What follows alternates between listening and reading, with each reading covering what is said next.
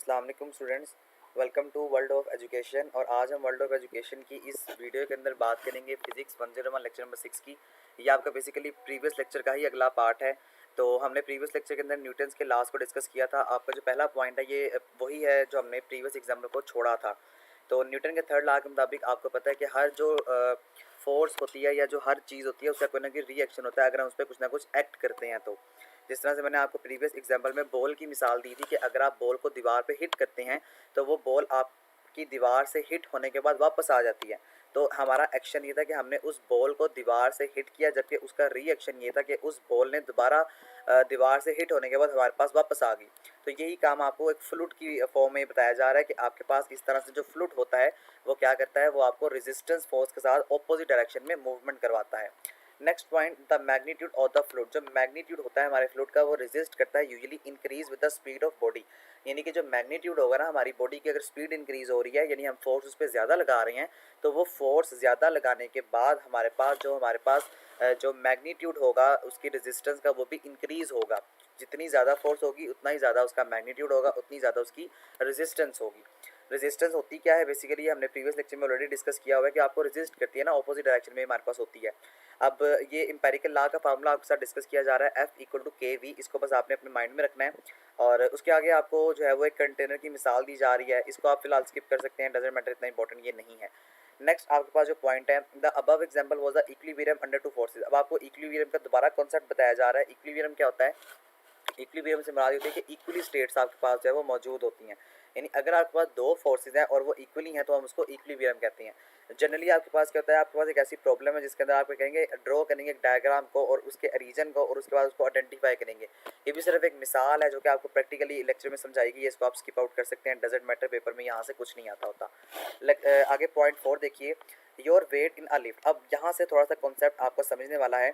वो कह रहा है कि आपने क्या किया, आप वेट हैं यानी कि आप एक लिफ्ट में हैं, चूँकि अब आपका डेफिनेटली वेट है, जिस तरह मैं पर्सनली खुद हूँ तो मेरा डेफिनेटली कुछ ना कोई वेट होगा।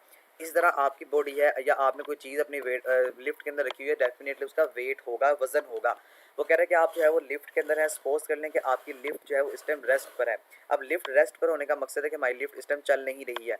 अब उसके बाद थोड़ी देर के बाद जो है वो हमारी लिफ्ट कॉन्स्टेंटली वेलोसिटी है या वो कह रहा है कि या तो रेस्ट पर होगी या, और का मतलब या वो जो है वो कांस्टेंट वेलोसिटी के साथ मूव कर रही है। अब कांस्टेंट वेलोसिटी का मतलब ये है कि उसकी जो स्पीड है वो इक्वली रहेगी। ऐसा नहीं होगा कि वो ऊपर तेज़ जाएगी नीचे जल्दी आएगी, इस तरह नहीं होगा। आपकी कांस्टेंट वेलोसिटी रहेगी, कांस्टेंट स्पीड रहेगी उसकी। अब इस केस में वो कह रहा है कि ए को 0 के बराबर होना चाहिए और जो नॉर्मल फोर्स है वो एन के बराबर है। तो आपकी जो फोर्सेज होगी ना, जब आप ऑपोजिट मूव करेंगे, ऑपोजिट टू ग्रेविटी मूवमेंट करेंगे, तो जिस तरह अगर आप अपवर्ड मूव करें तो आपको फोर्स ज़्यादा लगानी पड़ेगी, और अगर आप डाउनवर्ड मूव कर रहे हैं तो आपको फोर्स इतनी ज़्यादा लगाने की ज़रूरत नहीं है चूँकि ग्रेविटी आपके पास है। तो जब आप मूवमेंट करेंगे तो आपके पास एन माइनस एम जी, ये जो एम जी है ये आपका मैस है। तो एन में से आपने एम जी माइनस किया और आपने इसको 0 के बराबर रखा। अब ये 0 के बराबर क्यों है? क्योंकि हमारी लिफ्ट जो है वो शुरू में क्या थी, रेस्ट पोजीशन पर थी। अब एन माइनस एम जी हो जाएगा। अब उसके बाद देखें, चूँकि हमारी जो लिफ्ट है उसने चलना स्टार्ट करना है, तो दिस मीन्स उसको वो तो 0 पे नहीं रहेगी ना। तो ये जो n है, अब चूंकि ये माइनस एम जी, क्योंकि इक्वल की इस तरफ माइनस है, जब ये दूसरी तरफ जाएगा इक्वल के, तो ये प्लस एम जी हो जाएगा। तो ये आपके पास वो बेसिकली मूवमेंट है, या ये आपके पास वो बेसिकली इक्वेशन है जिसकी मदद से आप जो है वो डाउनवर्ड मूव अप करते हैं। उसके आगे आपको ने अगर जो है वो नीचे की तरफ आना है, यानी कि अब आपने दोबारा से यानी अपवर्ड आपकी जो मूवमेंट होगी वो इस तरह से होगी, और अगर आपने डाउनवर्ड मूव करना है, अब डाउनवर्ड आपको इतनी फोर्स लगाने की जरूरत नहीं है क्योंकि आपके पास ग्रेविटी है। ग्रेविटी ऑलरेडी बॉडी को जो है वो क्या करती है, स्ट्रेच करती है अपनी तरफ से। तो ये अब इक्वेशन आपके पास ऑपोजिट हो जाएगी। ऑपोजिट क्यों होगी? क्योंकि ये ऑपोजिट टू द ग्रेविटी हम काम कर रहे हैं। देखिए एम जी माइनस एन, पहले एन माइनस एम जी था, हम अपवर्ड मूव कर रहे थे, और अगर हम डाउनवर्ड मूव करेंगे तो हमें ऑपोजिट काम करना पड़ेगा। और उसके बाद हमारे पास जो एक फाइनल इक्वेशन आएगी वो एम हम कॉमन ले लेंगे और जी माइनस से हमारे पास एक फाइनल इक्वेशन आएगी जिसकी मदद से हम जो है वो डाउनवर्ड मूवमेंट कर सकते हैं। यही बात इसने आपको इस पूरी क्वीन के अंदर बताई हुई है। और ये आपको कह रहा है कि ए जो है वो नेगेटिव होगा, क्यों? जब आप अपवर्ड मूव करेंगे।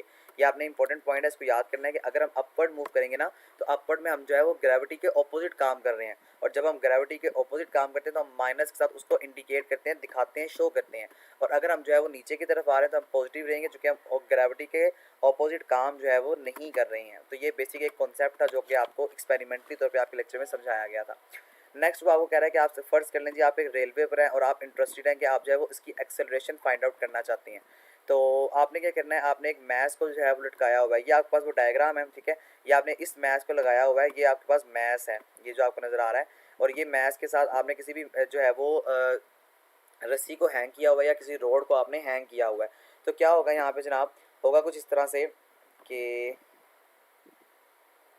सॉरी ओके यहाँ पे देखें दो इक्वेशन हैं, T minus cos theta equal to M G और एक है T sine theta equal to M A. अब ये आपके पास इक्वेशन 1 है, इसको आप इक्वेशन 1 कहेंगे, और ये आपके पास इक्वेशन 2 है। अब आपने करना ये है कि आपने इक्वेशन 2 को डिवाइड करना है 1 पे। अब आप डिवाइड करेंगे तो टी साइन, क्योंकि इक्वेशन 2 है, ये ऊपर जाएगी और ये नीचे आएगी, साइन ओवर कोस है, ये आपके पास tan के बराबर हो जाएगा। और ये जो m है ये m से कैंसिल हो जाएगा, t आपका t से कैंसिल हो जाएगा, और जो a है ना, चूंकि हम इसको पहले लिख रहे हैं तो ये हमारे पास a ओवर g आ जाएगा।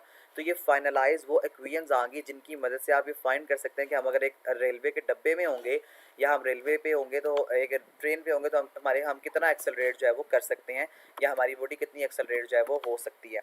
उसके आगे फ्रिक्शन के बारे में आपको बता रहा है। फ्रिक्शन क्या होती है जी? फ्रिक्शन से मुराद ये होती है कि अगर आप जो काम कर रहे हैं ना, अगर आप लेफ्ट वाली देखें लिखा हुआ है इसमें, इफ़ यू पुश, अगर आप पुश करेंगे फॉरवर्ड तो फ्रिक्शन आपको बैकवर्ड, यानी फ्रिक्शन एक ऐसी फोर्स है जो कि आपको मजबूर करेगी बॉडी को कि आप बैकवर्ड मूव करें।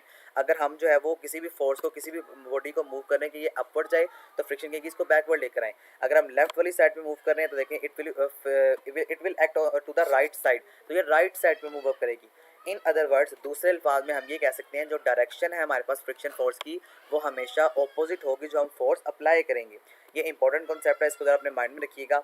नेक्स्ट हमारे पास पॉइंट 7 है। इस पॉइंट के अंदर आपके पास जो है वो बेसिक डिस्कस किया गया जनाब, दो फोर्सेज हैं एल माइनस एल। ये वाली आपके पास जो फोर्स है ना, ये आपको फोर्स यहाँ से आई है। इतना सा आपका कॉन्सेप्ट है जो आप जूनियर क्लास में ऑलरेडी पढ़ के आ चुके हैं, तो वही बात आपको बता रहा है। वो कह रहा है इस तरह का आपके पास एक अमल है, और इस अमल में क्या होगा, आप यहाँ पर मैच लगा लें या आप यहाँ पर मैच लगा लें। अब होना इस तरह से है कि अगर आप यहाँ से स्ट्रेच करेंगे ना, इस वाली साइड से, यानी आप यहाँ से स्ट्रेच करेंगे तो यहाँ से स्ट्रेच करने के बाद डेफिनेटली मैच ऊपर आएगा ना, और अगर आप यहाँ से स्ट्रेच करेंगे तो डेफिनेटली मैच की डायरेक्शन जो होगी वो डाउनवर्ड होगी। तो इस चीज़ को ये वाली क्वीन को इसने लिखा हुआ है, इसी क्वीन को आप आगे जो है वो अपने माइंड में रखेंगे। अब देखें आए जो है ये मैक्रो एल के बराबर है, और अगर ये मैक्रो हमारे पास बहुत स्मॉल होगा तो हम डाउनवर्ड मूव करेंगे। डाउनवर्ड हम क्यों मूव करेंगे? क्योंकि हमारे पास मैच कम है।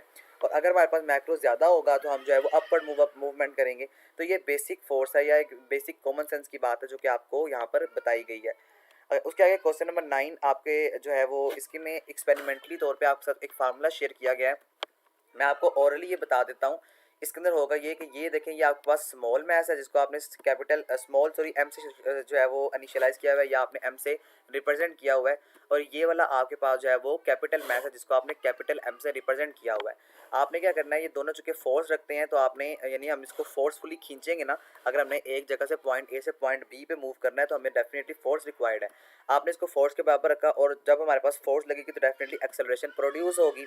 अब होगा इस तरह से कि ए जो है वो, अब देखें ये ए के साथ m प्लस एम जो है वो मल्टीप्लाई हो रहा है। अगर ये f के दूसरी तरफ जाएगा तो ये वहाँ जाके डिवाइड हो जाएगा, यानी a equal to F over m plus M. तो ये इतना सा फार्मूला है। इस फार्मूले के थ्रू आप ये जान सकते हैं कि हमें डाउनवर्ड फोर्स को मूवमेंट करना है। लार्ज फोर्स हमें चाहिए, यानी जितना ज़्यादा मैस होगा उतनी ज़्यादा फोर्स चाहिए, जितना कम मैस होगा उतनी कम फोर्स चाहिए। तो ये बेसिक सा फार्मूला है। इसको आगे थोड़ा सा वीडियो के अंदर जो है वो एरर था जिसकी वजह से आपके हैंडआउट्स के अंदर डिस्कस नहीं किया गया, और वीडियो लेक्चर भी अगर आप व्यू का अपना देखेंगे ना वीडियो लेक्चर, तो उसके अंदर भी ये एरर आपको नज़र आएगा। तो इस एरर की वजह से मैं आपको यहाँ पे ये वाला जो कॉन्सेप्ट है आप नेक्स्ट लेक्चर के अंदर इंशाल्लाह होपफुली देखेंगे। तो ये सारा एरर है जिसकी वजह से आपको बताया गया है कि इस एरर की वजह से आपको यहाँ पर थोड़ी बहुत जो है वो प्रॉब्लम का सामना करना पड़ सकता है। तो इसको फिलहाल आप स्किप कर दें, अपना लेक्चर यहीं तक रखें। होपफुली आपको लेक्चर की समझ आ चुकी होगी। कोई चीज़ समझ नहीं आई मुझे कमेंट्स में ज़रूर बताइएगा। इंशाल्लाह एज सुन एज पॉसिबल आपके कमेंट का रिप्लाई करके आपका कॉन्सेप्ट जो है वो क्लियर कर दिया जाएगा। अगर आप मेरे चैनल पर न्यू हो तो प्लीज़ सब्सक्राइब जरूर कीजिएगा, ताकि आप लोगों को जो है वो मज़ीद इस तरह की वीडियो जो है वो मेरे चैनल पर मिल सके। Thank you so much. अल्लाह हाफिज़।